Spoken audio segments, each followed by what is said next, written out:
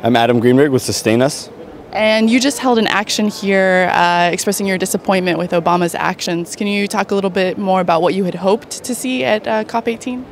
Sure. Oh, at COP18 specifically?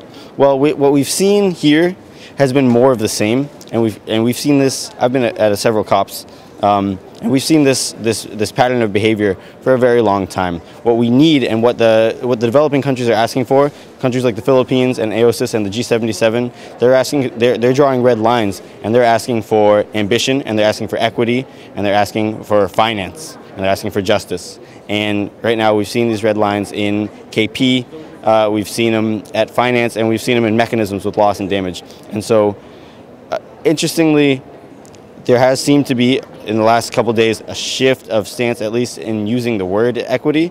But we've heard a lot of words, and we've seen a lot of words. And this action today spoke to a lot of the words and the direct quotes that President Obama used. And this is why the youth elected President Obama. Based on his promises of climate change, we carried him to victory twice, and we rallied around him. And now the president has a mandate, as well as a responsibility and really a moral imperative to match his rhetoric with actions and meet his promises. And the youth have been organizing for a very long time, and we need our president to meet us halfway. So the negotiators, Todd Stern and Jonathan Pershing, have been talking a lot about the progress that the U.S. has made. Do you have a response to that specifically?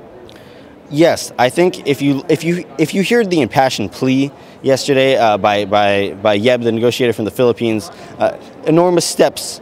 It just doesn't match the reality of the situation. We have a carbon budget.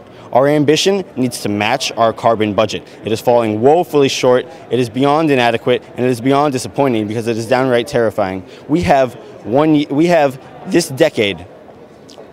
In this decade, we are going to make or break the decision on how humanity moves forward, whether or not we will be living in a planet of 1 to 2 degrees or a planet of 6 degrees by the end of the century. And right now we're living in a world where it's 0.8 degrees temperature change.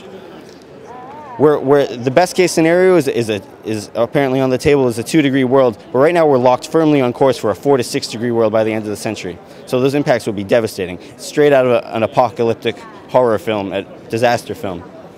So what sort of actions beyond this has Sustain Us been taking to address these problems? Sustain Us has traditionally been an organization aimed at getting youth to the various UN forums. This is sort of a question of the relationship of how the development of Sustain Us is going forward. But it's true that Sustain Us, as well as a number of other organizations in the U.S., some that are at this process and some that are not, have been rethinking our strategy, because it's clear that until the U.S. is ready to take action, there's going to be no forward progress here in these forums, these international forums, or even domestically at home. Because right now we have a fossil fuel industry that has been extremely successful and spent staggering amounts of money into confusing the climate science and buying our democratic system, buying our democracy. So until we're able to build a powerful, organized movement at home, a truly powerful movement, we won't be making much traction. So that's another area where Sustain Us has been working to get more and more involved.